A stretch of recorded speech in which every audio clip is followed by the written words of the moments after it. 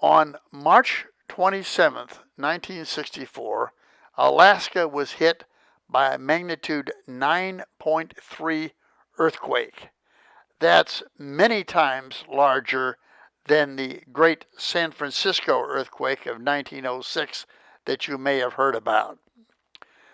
Fortunately, the epicenter was about 78 miles from Anchorage itself, so that we did not suffer the total devastation that would be expected from such a huge earthquake.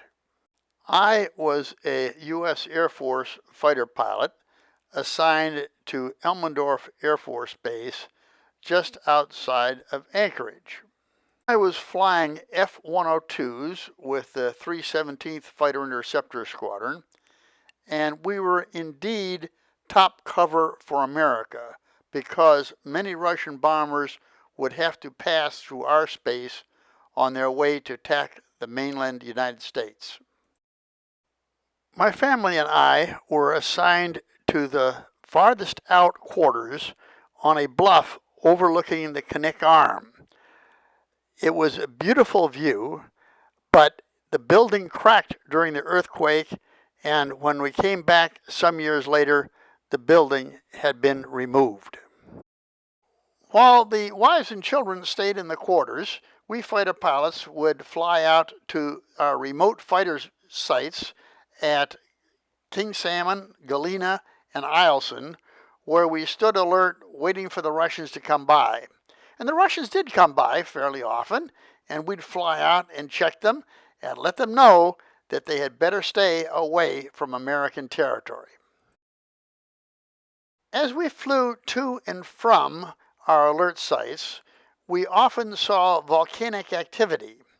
This photo I took just prior to the earthquake as we were flying not far from Anchorage.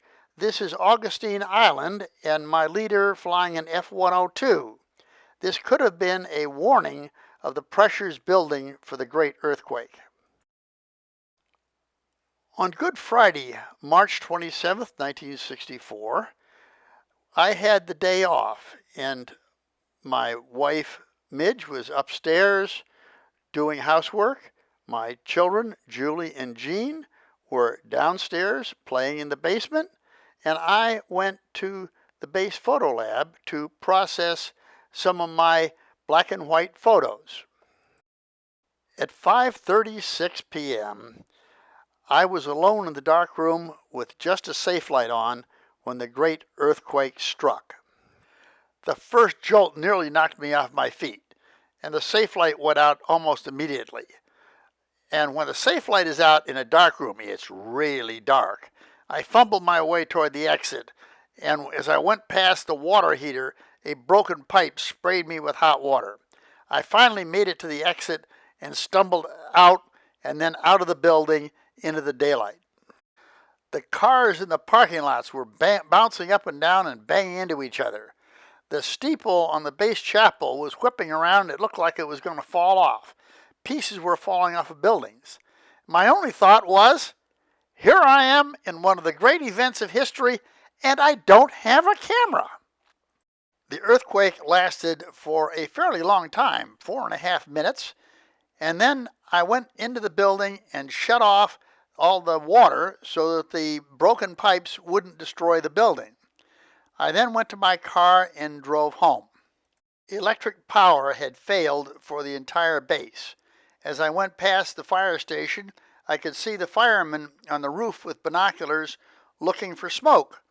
But with the power out, the source of ignition was gone, and we luckily did not have very many fires. When I got home, I could see that cracks ran across the driveway and right through our quarters. I went in and helped Midge clean up the house, but the aftershocks kept coming. I thought there'd be just only a few aftershocks, but we had about 50 aftershocks in the first 24 hours. One of them was even 6.5 on the Richter scale, would qualify as a major earthquake in itself. As one major aftershock kept rumbling and rumbling, my daughter Julie wrapped her arms around my leg and said, "Daddy, make it stop." What's a daddy to do? I just stood up, held out my hands, and said, "Earthquake, stop," in my authoritative voice, and the earthquake stopped. Daddies are good for something. Electric power and telephones were out all over, so I went down to the squadron to see what I could do.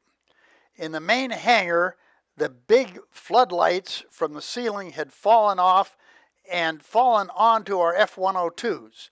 And F-102 looks really weird with big floodlights sticking out of its wings. Stories came in from everywhere. In this warehouse, a sergeant was sitting in the middle of the warehouse behind a desk, and an airman was standing in the door when the earthquake hit.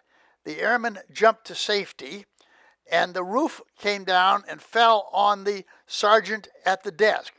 The airman rushed around and got some rescue equipment to come in and lift the roof off of the sergeant. They found him uninjured, hiding in the knee hole of his desk.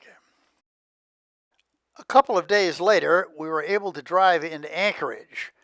I saw this automobile dealership with the roof collapsed. In downtown Anchorage, the north side of 4th Avenue had dropped about 10 feet. Now to the left of this picture, you can see the D&D Bar and Cafe. The story was that a customer was in the bar when the earthquake hit. He couldn't get out of the building, so he turned around and looked at the bar and all those bottles of whiskey, poured himself some drinks, and drank himself to oblivion until someone finally came and rescued him. This was my favorite camera shop, McLean's Camera, obviously totally destroyed. They made this whole area into a parking lot later.